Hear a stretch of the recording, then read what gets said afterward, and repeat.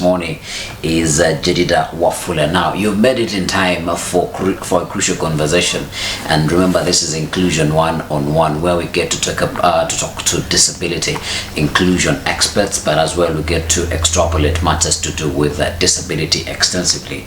Now, the gentleman on screen this morning is I don't know if I'm allowed to say that you was my mentee.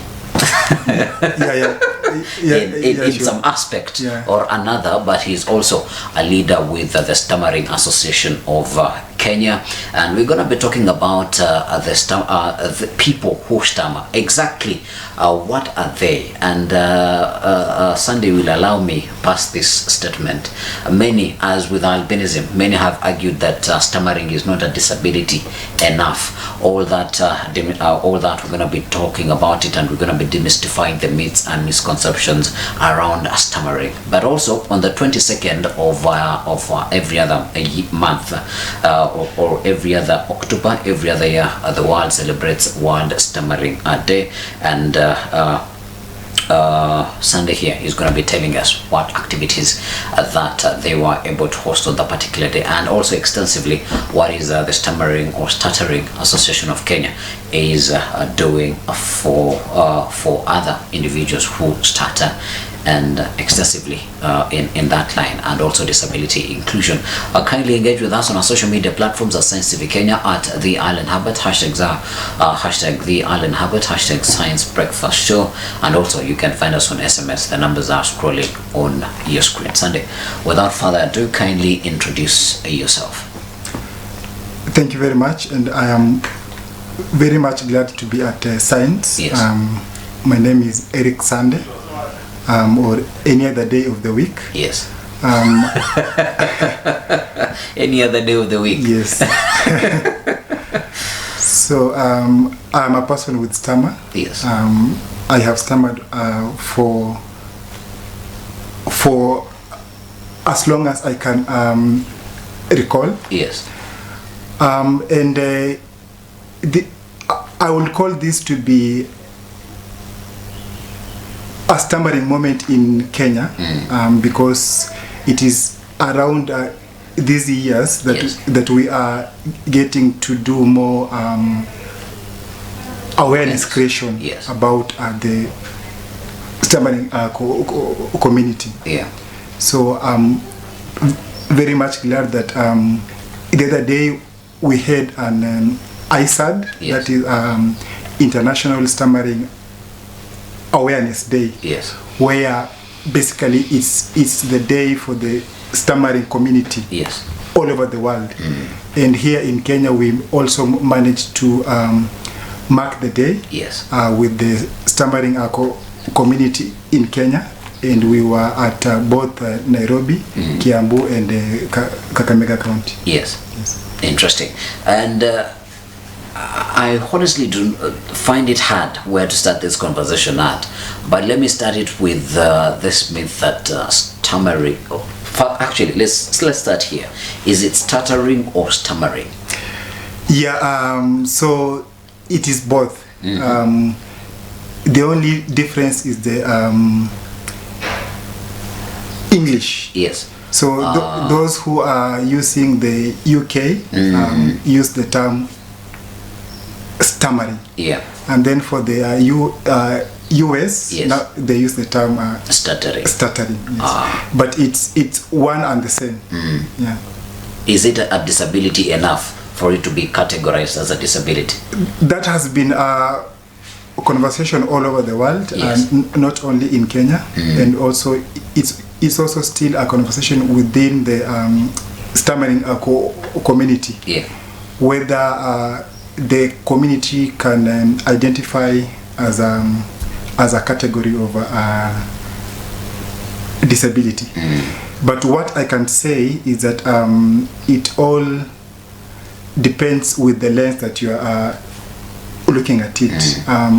Because for me, when I look from the CRPD lens, from the social model lens, then definitely stammering is one of the underrepresented category of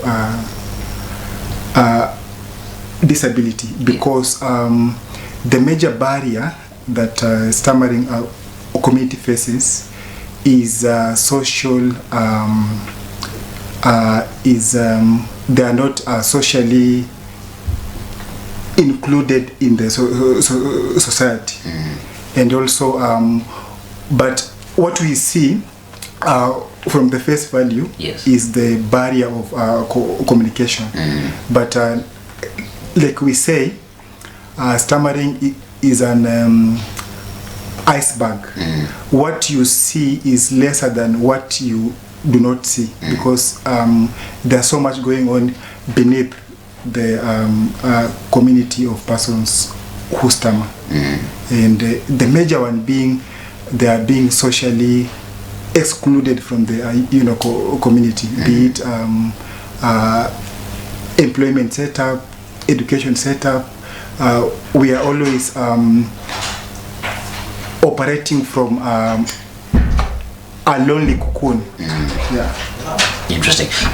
Then what would be the genesis, or what has been the roadmap of stuttering or stammering awareness creation in the country? Could you take us through the journey? Because you have said it is a stammering moment in Kenya. How has that journey been like to the extent that now you are able to celebrate or commemorate days that are celebrated globally? So particularly in Kenya, the first ever support group was set up way back in the years 2000. And we are very much grateful to the pioneers. And these were speech and language therapists in Kenya that came up with the support group, particularly to aid the stammering, clients of them. So at that time, they were looking at the stammering from the medical point of view. So the only support that was there is, to go there and have, speech therapy. Yes. And so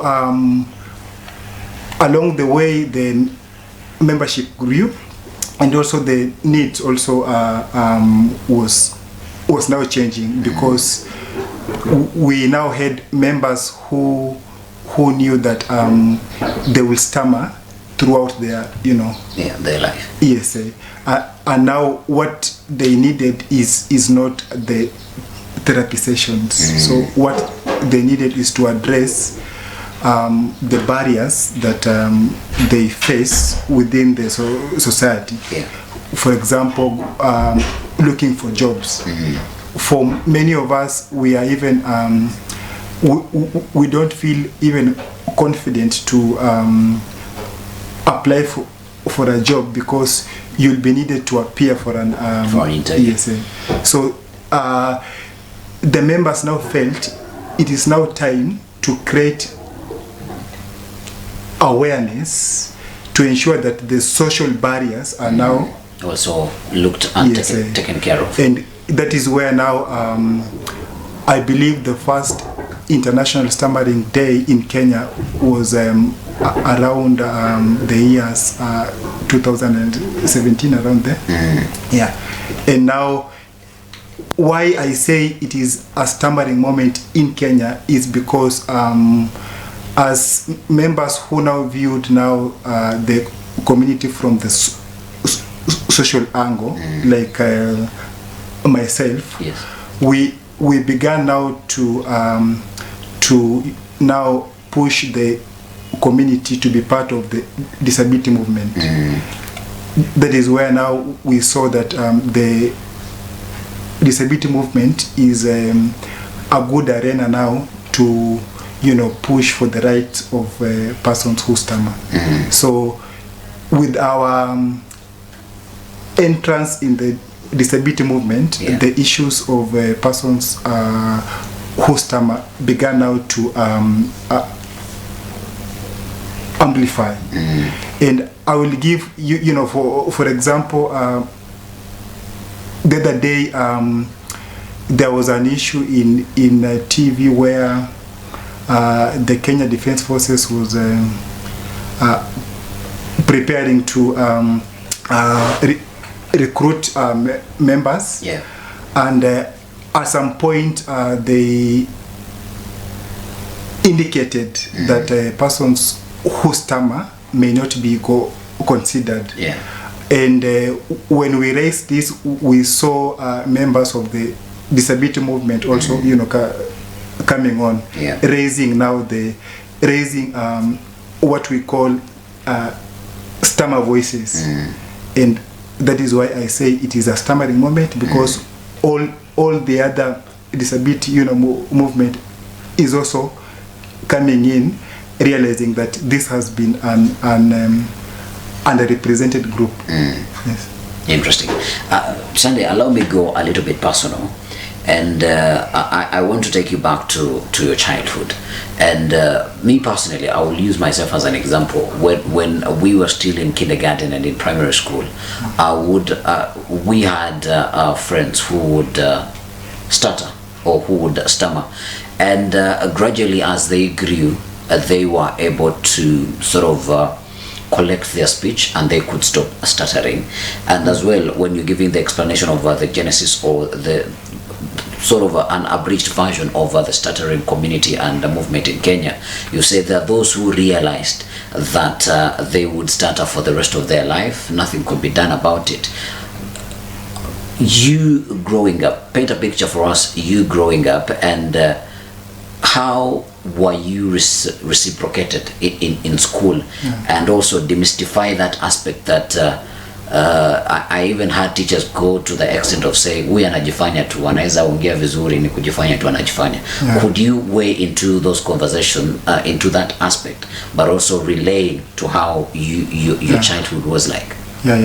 So one of the major thing around persons who stammer is that at a young age it is always considered as a non-issue, because many of kids, when you are learning now to talk, it is very possible for you to have you know, a mild stutter. But science has also proven that after the age of 6, if you continue with the condition, then chances are you will stammer in your entire life. So below 6 years of age, you can grow out of it. So for me, like any other person, it was difficult, particularly in primary school, because where kids are overly and genuinely insensitive. Because I like how you put it. They mimic, but not with bad intentions. But now, not knowing that it weighs down on the person that they are mimicking. So, like now for me, I was a bit worse than now. I believe I have managed, though I still stammer. So in my primary days, kids would mimic how I talk, and they would relate it to a male god. You know, they will do those sounds, and then some of them will now dare me to say a word. And also because I was also a kid, I will now try to prove to them that I can, you know, you can do it. And then we ended up fighting, because now they would end up now mimicking and throwing a few banter here and there.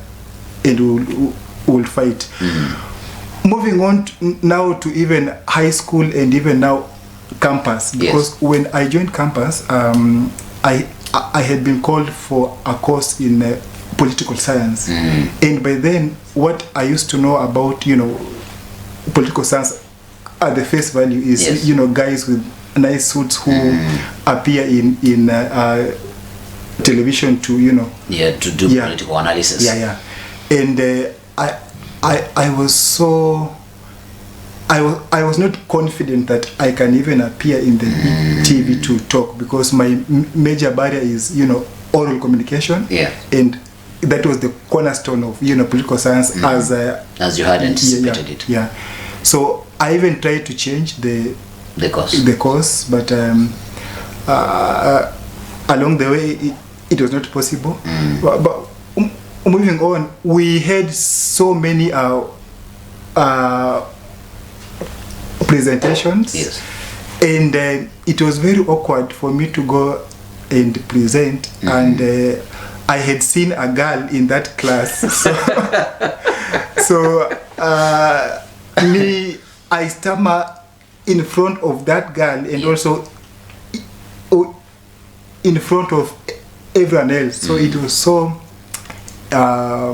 embarrassing for me, and it cut my social life in campus, because I would always think of what people are thinking of me. And I would cut off my social circle and remain with only a few that I feel confident around. So it is a journey. Interesting. And that is a question that I had planned on asking, because sometimes people say that whenever I'm in front of a girl that I like, that's when I only stutter or stammer. That's when words refuse to come, not understanding that sometimes it might be a condition that somebody has grown with. When we come back from the break, I would like you to talk to me about parent home support. How is home support very important to make sure that one, you do not lose the confidence, because you went through primary school, secondary school, and even at university. You're going to be telling us how parent support was very important, but as well other types of support that are integral in terms of raising awareness for those who stutter or for those who stammer. It depends with are you speaking United States English, or are you speaking the English of the king? We no longer say the queen's language, but now we say the king's language. When we come back from the break, we're coming back with more. And do not forget, if you have any questions, kindly pass them through our social platforms, and we'll be back after the break.